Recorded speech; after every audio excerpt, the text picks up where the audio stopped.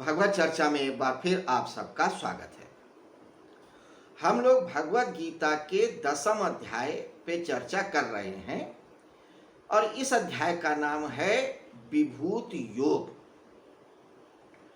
इसके 8 श्लोकों तक हमने चर्चा किया। जैसा कि स्मरण करें तो याद होगा कि इस अध्याय के शुरुआत में ही भगवान श्री कृष्ण ने कहा था कि तू मेरे परम वचन को फिर से सुन। कौन से परम वचन? जिसकी चर्चा वो 9वें अध्याय में करके आए थे और उस परम वचन को विस्तार से बताया था 4 और 5वें श्लोक में।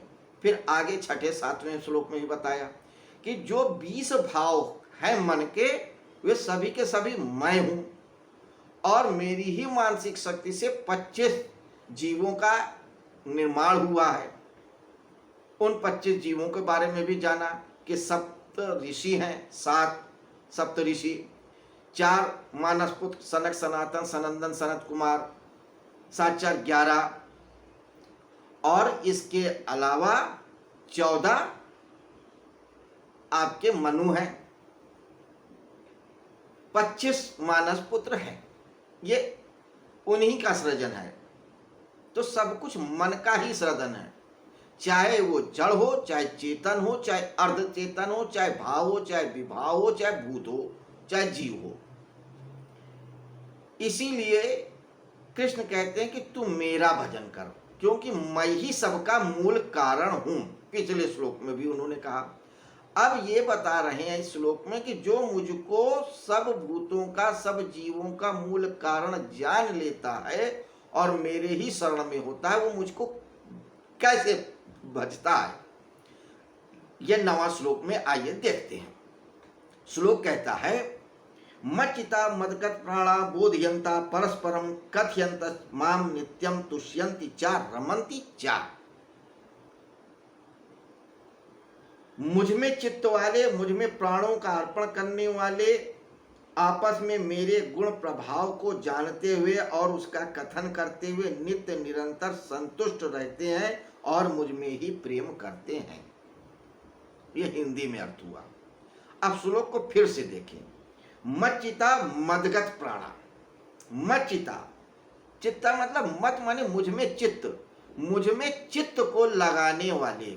चित्त का मतलब मन भी है, बुद्धि भी है, चित्त भी है, चारों अंतःकरण। तो जो मुझ में अपने अंतःकरण को समाहित कर देते हैं, एक तो वो। दूसरे कौन? मदगत प्राणा, जो मुझ में अपने प्राणों का उत्सर्ग कर देते हैं, होम कर देते हैं, हवन कर देते हैं। प्राणायाम करके भी हम तो योग को उपलब्ध होते हैं। तो अपनी इस प्राण वायु को भी जो मुझ में होम कर देते हैं, अपने मन और बुद्धि और चित्त को भी उस लगा देते हैं पूरी तरीके से। वे दोनों बोधयंता परस्परम कथयंतस्। अब ये 2 अलग शब्द हैं। बोधयंता परस्परम कथयंतस्। तो जो मुझ में अपने प्राणों को और चित्त को समाहित करते हैं, वे लोग बोधयंता, मुझको जान करके, परस्पर कथयंतस, आपस में एक दूसरे से मेरी विभूतियों का, मेरी लीलाओं का और मेरे प्रभाव का वर्णन करते हैं, भजन करते हैं। इसके बाद कहते हैं माम नित्यम तुष्यंति चा रमन्ति चा। तो जो बुद्धिमान लोग मुझको तत्व से जान जाते हैं, मुझको अर्पण करके नर से नारायण हो जाते हैं, वे मेरे प्रभाव विभूतियों का आपस में श्रवण और मनन चिंतन करते रहते हैं और तुष्यंति चा रमन्ति चा, तुष्ट भी रहते हैं और रमति मतलब लगे रहते हैं, पूरी तरीके से संतुष्ट होते हैं और उसी में बराबर अनंत काल तक लगे रहते हैं।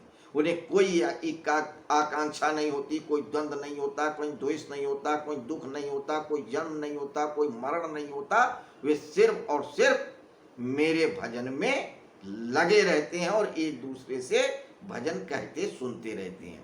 कौन एक दूसरे से कहता रहता है? जो बुद्धिमान होते हैं। तो जब 2 भक्त मिल जाते हैं, उन्हें और कुछ नहीं चाहिए, सिर्फ भगवत भजन चाहिए। इसीलिए आप देखते हैं कि भक्त मंडली मिलती है तो बहस मुबाहिसा कम करती है, सिर्फ अपने इष्ट का भजन करती रहती है और मगन रहती है। चाहे राधे राधे करे, चाहे राधे कृष्णा करे, चाहे कुछ भी करे, लेकिन वो भजन में लगे रहते, उसी में रस है। निंदा में उन्हें कोई रस नहीं है। अगर निंदा भी करनी है तो ईश्वर की ही करेंगे, अपने इष्ट की ही करेंगे, उसी से नाराज होंगे, उसी से खुश हो जाएंगे, उसी से दुखी हो जाएंगे, उसी से प्रसन्न हो जाएंगे, उसी में लिप्त रहेंगे। तो ये 6 शब्द आए हैं जो जोड़े में। एक तो मच्चिता मदगत प्राणा, जो मुझ में चित्त को अर्पित कर देते हैं, अपने प्राणों को अर्पित कर देते हैं। दूसरे जोड़े में 2 शब्द आए हैं, बोधयंता परस्परम कथयंतस, जो बोधयंता, जो जानते हैं मुझको, और कथयंतस, एक दूसरे से कहते हैं। तो बोधयंता और कथयंतस। और तीसरा क्या है, तुष्यंति व रमंती। तो ये 3 जोड़े हुए शब्दों के। तो मच्चिता मदगत प्राणा, ये खुद करने की बात है। अगर चित्त को अर्पण करना हो, प्राणों को अर्पण करना हो उस ईश्वर को, तो खुद को करना होगा। और बोधयंता परस्परम कथयंतस, जो जाना गया है वो एक दूसरे से कहना होगा, तो दूसरे भक्त की जरूरत पड़ेगी, जो 2 लोगों के मिलने से होगा। दूसरा आ जाता है। और तीसरा क्या, तुष्यंति चा रमंति चा, संतुष्ट रहना और उसमें लगे रहना, ये तीसरी बात है। तो इन 6 शब्दों के अर्थ को अगर कोई समझ ले और जीवन में उतार ले तो वो उतर जाएगा पार, भाव सागर के पार। भाव सागर का अर्थ क्या है, भावनाओं का सागर। तो हम भावनाओं के समुद्र में ही डूबते उतराते रहते हैं और कुछ नहीं है। कभी भावनाएं भड़क उठती हैं तो हम किसी के प्रेम में हो जाते हैं, कभी भावनाएं उठ जाती हैं तो हम किसी से नाराज हो जाते हैं, क्रोधित हो जाते हैं, कभी भावनाएं हो जाती हैं तो हम किसी के प्रति बड़े उदासीन हो जाते हैं। तो यह सारा भावनाओं का खेल है, तरंगों का खेल है, विचारों का खेल है, मन का खेल है, बुद्धि का खेल है, अंतःकरण का खेल है। जब मन स्थिर हो जाता है उस एक तत्व में, उस केंद्र बिंदु में, तो सब हलन चलन भाव खत्म हो जाता है। तो हम इसीलिए कहते हैं संसार चक्र। तो सारी गति परिधि पे है, केंद्र पे कोई गति नहीं होती। केंद्र तो अपनी जगह स्थिर होता है और वो परमात्मा, वो जो कृष्ण है, वो केंद्र है इस सारे संसार का। तो जब तक आप संसार से जुड़े रहते हो तो परिधि से जुड़े हो, और जब परमात्मा से जुड़ जाते हो तो केंद्र से जुड़ जाते हो। और जैसे ही केंद्र से आप जुड़ गए, आपकी सारी गति खत्म हो गई। गति का अर्थ क्या है, मोह, द्वेष, घृणा, जुगुप्सा, लालसा, विद्वेष, ये सारे की सारी गतियां हैं, विचार हैं, भाव हैं। अगर आपके मन में कोई विचार नहीं है तो हम, इसका अर्थ क्या है कि कोई लालच ही नहीं है। अगर आपके अंदर कोई लालच नहीं है तो इसका मतलब आपके अंदर कोई विचार नहीं है। विचार होगा तभी लालच होगा, और जब आप केंद्र से लग जाओगे तो विचार ही नहीं रहेगा। तो जब व्यक्ति ध्यान में होता है तो कोई चीज की तरफ ध्यान ही नहीं जाता। ईश्वर की बात आप छोड़ दो, आप अगर कोई कार्य कर रहे हो, कोई पुस्तक पढ़ रहे हो, बहुत ध्यान से पढ़ रहे हो, और आपको भूख लगी हो तो भूख गायब हो जाती है। आप कोई पेंटिंग बना रहे हो, बिल्कुल ध्यान से लगा रहे हो, तो अगर आपको कोई दर्द भी है, कोई भूख भी है, कोई कष्ट भी है, तो आपका ध्यान उधर जाएगा ही नहीं। आपको सिर्फ यही एक इच्छा रहेगी कि ये पेंटिंग पूरी हो जाए। कविता लिख रहे हो तो ये कविता पूरी हो जाए, जो कार्य कर रहे हो वही कार्य हो जाए। तो उसी में रस आता है, उसी में आनंद आता है, क्योंकि सारे विचार विदा हो जाते हैं, सारी आकांक्षाएं विदा हो जाती हैं। तो जब किसी कृत्य, किसी कार्य में ध्यान लगा देने से सारी आकांक्षाएं, सुख दुख द्वेष सब विदा हो जाते हैं। तो उस परमात्मा में ध्यान लगाने से तो सब कुछ विदा हो ही जाना है। सूत्र वही है, बस एप्लीकेशन इधर कर देना है। तो संसार चक्र जो बताया गया है ये बड़ा सोच समझ के प्रतीक रखा गया है। केंद्र की तरफ जाओ, केंद्र हमारा परमात्मा है, केंद्र हमारा कृष्ण है, केंद्र हमारी निर्विचारा है। तो उस केंद्र में जब आप पहुंच जाओगे तो कोई संशय, कोई परेशानी, कोई समस्या नहीं रहेगी। और केंद्र क्या होता है? हमेशा एक होता है, केंद्र कई नहीं होते। पहिए में आप जाओ तो केंद्र एक ही होगा। अगर आप उस केंद्र को हिलाओगे तो फिर दूसरा सर्किल बनेगा, चक्र बनेगा, लेकिन एक चक्र का केंद्र एक ही होगा। तो अगर संसार एक है, एक ही चक्र है संसार का, तो उसका एक ही केंद्र होगा। और एक केंद्र यानी एक ही कृष्ण, एक ही केशव, एक ही आत्मा, एक ही परमात्मा, एक ही सत्य। और केंद्र में कोई गति नहीं होती है। जहां गति नहीं है वहीं आनंद है, वहीं रस है, वहीं सर्वत्र है, वहीं केशव है। तो मित्रों, ये थी इस 9वें श्लोक पे एक छोटी सी चर्चा। हम लोगों ने क्या कहा था चर्चा में कि जो बात शुरू किया था राज विद्या राजगुह यानी सीक्रेट और गुड़ बात बताने का प्रकरण, वह अभी तक चल रहा है। 9वें अध्याय के बाद भी 11वें श्लोक तक चलेगा। उस अध्याय को समाप्ति भगवान वेदव्यास ने कुछ वजह से कर दी कि जो गुह्य और सीक्रेट बात को जो बताना था कृष्ण को, वो 34वें श्लोक तक बता चुके। अब नया प्रकरण शुरू होना विभूति का, यानी कि ईश्वर की विशिष्टताओं का, सामर्थ्य का, ईश्वर का, योग्यता का, विशिष्टता का। तो उसकी शुरुआत इस श्लोक से होती है, जब ये कहते हैं कि भू एवं महाभाव शृणु में शृणु में परमम वचः।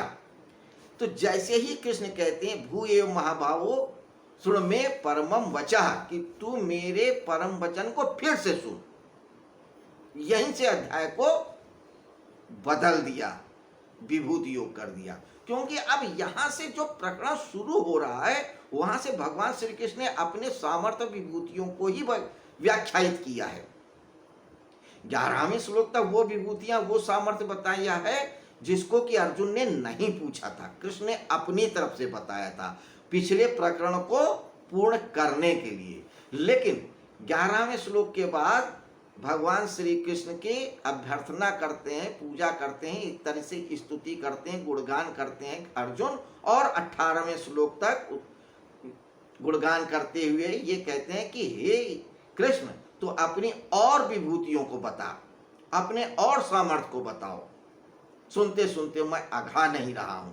तब कृष्ण और सारी विभूतियों को बताते हैं, विशिष्टताओं को बताते हैं। हालांकि हमने कई बार कहा है कि पहले भी भगवान श्री कृष्ण अपनी विभूतियों को बता चुके हैं, पहले कारण स्वरूप में, फिर कार्य और कारण स्वरूप में। लेकिन यहाँ पे एडिशनली बता रहे हैं, प्रसंगवश कुछ और विभूतियां बता रहे हैं।